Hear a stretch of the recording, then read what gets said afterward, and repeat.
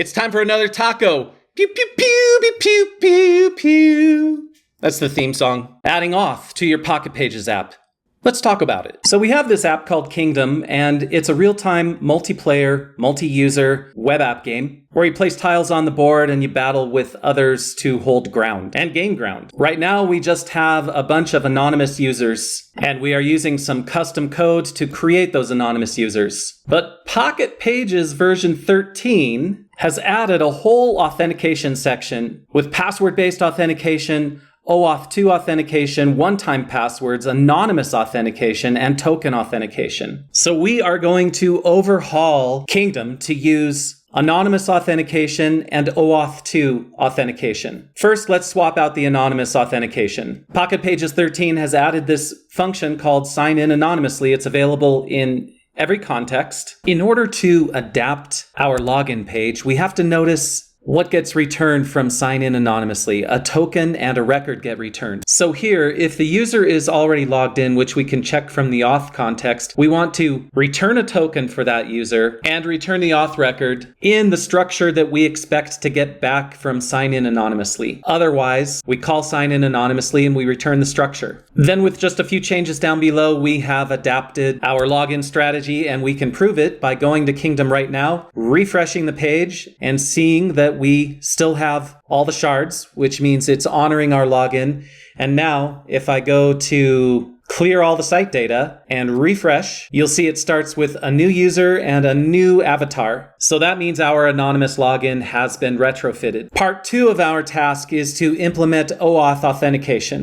Because in Kingdom I'm adding premium features, and because I don't want to set up my own email delivery and account verification, I'm going to use Google OAuth2 instead. In the PocketPages OAuth2 setup guide, there is a Google OAuth2 speedrun. There is also a starter kit that has many pre-built integrations. So let's go ahead and follow this speedrun to get some new OAuth2 credentials. So we'll go in here, start a new project. I'm going to create a new project called Kingdom, and then I will select that new project. Now, the next thing the speedrun says to do is go configure API credentials. So let's go do that. API credentials, and we want create OAuth client ID. Now, it does need us to configure the consent screen first, so we'll go ahead and do that. Add some contact information, agree to the terms, create the consent screen, and now we can create an OAuth client ID. We're going to do a web application. This is going to be called Kingdom. And then we need to configure some origins. We might as well put localhost in there for a JavaScript origin, but we're also going to put in Kingdom pockethost.io because that's where Kingdom lives. Then for the redirect URI, we're going to use this exact path because this comes out of the starter kit. So we'll allow for localhost, and we'll also allow for Kingdom pockethost.io auth callback Google. If we don't like the routing on this, we can always change it later. But for now, we'll create this OAuth client. It says it's created. Great. And we will download this client. You see we have the secret here. We're going to download the JSON for this client. And then we're going to add .secrets to our git ignore because I'm going to create a secrets folder here. And I'm going to pull that OAuth secret right in here so that I have it saved. And obviously I'm saying the word secret. You wouldn't normally share this with somebody. I'm sharing it with you because we're walking through this. Next in the speedrun, after we have our secrets, we configure PocketBase with OAuth2. So we go here to Kingdom, we go to Users, Options, OAuth2, Enable, Add a Provider, Google. And now we need that client ID and secret. So here's the client ID and the secret. We'll paste those in and save the changes. There we go. We've configured OAuth in PocketBase. And the rest of the speedrun is an implementation guide, which is roughly what we want to follow. So let's make a login screen. We're going to copy this form right here. And I'm just going to make a page called login EJS. And I'm just going to put that form in it for now. And since I'm only using OAuth, I'm just going to call it login and have it post back to this same page. And it says sign in with Google. All right, so now if I go to Kingdom and I go /login, we just have a very simple form that says sign in with Google. Now, Because we're using Daisy UI, we do want to style this a little bit. So let's add a button class to it. Great, but you know what I'm noticing is some of this layout that's currently in the play page, I actually want for most of the pages. I want this to be a sort of mobile responsive game. So what if I hoist some of this out of the layout here? Here's our most generic layout. I've got index.ejs here that's the splash page. I'm going to put this in a new group, splash. I'm going to move the index.ejs into splash. So that will still work as the home page, you see, with play. And now inside game, I want another layout EJS. And this layout is going to steal some of this. It's going to steal header and the splash, and then it's going to leave a slot, and the rest of this is going to go away. Now, when I go to login, and I'm going to move login inside the game grouping of routes so that it takes advantage of that layout. Let's see what login looks like now. See, we have that header there. And now we can say logging into Kingdom is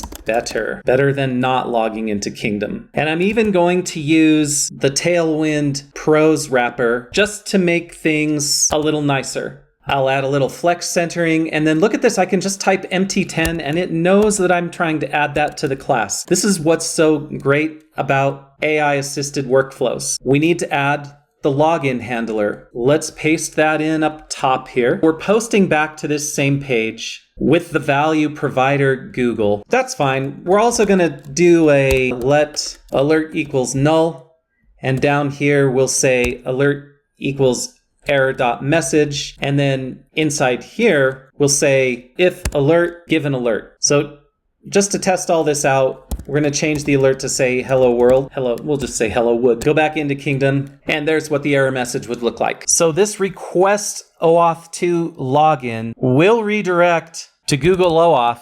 Let's try it right now. Now we're getting an OAuth error, and you can click right here to see the error details. It's complaining because the redirect URI is not authorized. I see a few problems with this redirect URI. The first one is that it's localhost 8090. That's coming from the PocketBase admin right here, localhost 8090. We've never used this yet, so we actually need to set it up so that it's our site URL instead. So we'll save that, and that's going to take care of part of our problem. You see, now we have the correct URL path, although I see it has a double slash. I guess we don't need that there. Good. Now next, we see this OAuth confirm. If that's the path we want, that's fine. That's not the one we configured in here. We have auth callback Google. See that?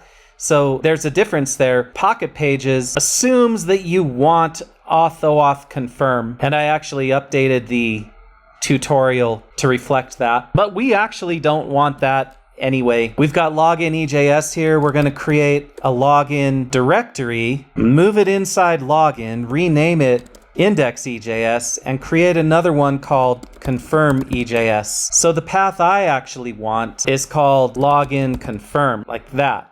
So we'll save that in Google Console. Because my return path is different, I need to somehow make it work here as well. And it turns out PocketPages has an easy way to do that. All you have to do when you request the OAuth login is set your own redirect path. And that's actually also available in the speedrun. So once we do that, we can click sign in to Google, and voila, we have an OAuth sign-in.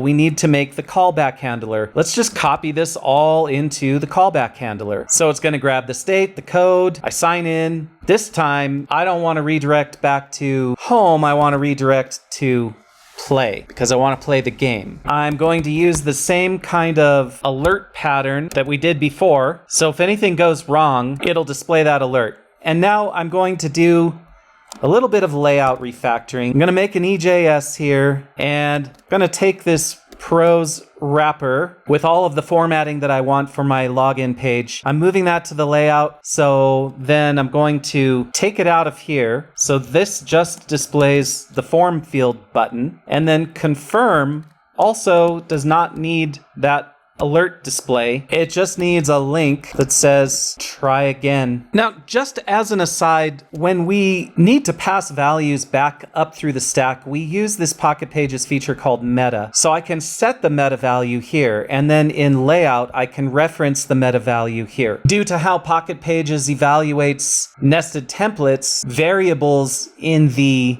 outer layout are not available when the inner templates get evaluated. So watch, if we just go to confirm right now, it says state parameters don't match, try again. And then we go sign in with Google here. All right, this time I'll sign in with my normal Ben at benallfree. We'll authorize, it redirects back to Kingdom, and bingo, I am in Kingdom. Oh, I see our little layout problem. Let's just quickly fix that. So first of all, we can move this is ready up here. So we're deleting 2 nesting levels of div. So we'll go down to the bottom and delete 2 nesting levels. Beautiful. So just as one more test here, let's clear the site data completely. Go to kingdom/login, sign in with Google, and when it redirects, now we're the 1S005, and that is the Ben at benallfree account. So that brings us to the end of the speed run and concludes this taco about how to do OAuth authentication in PocketPages.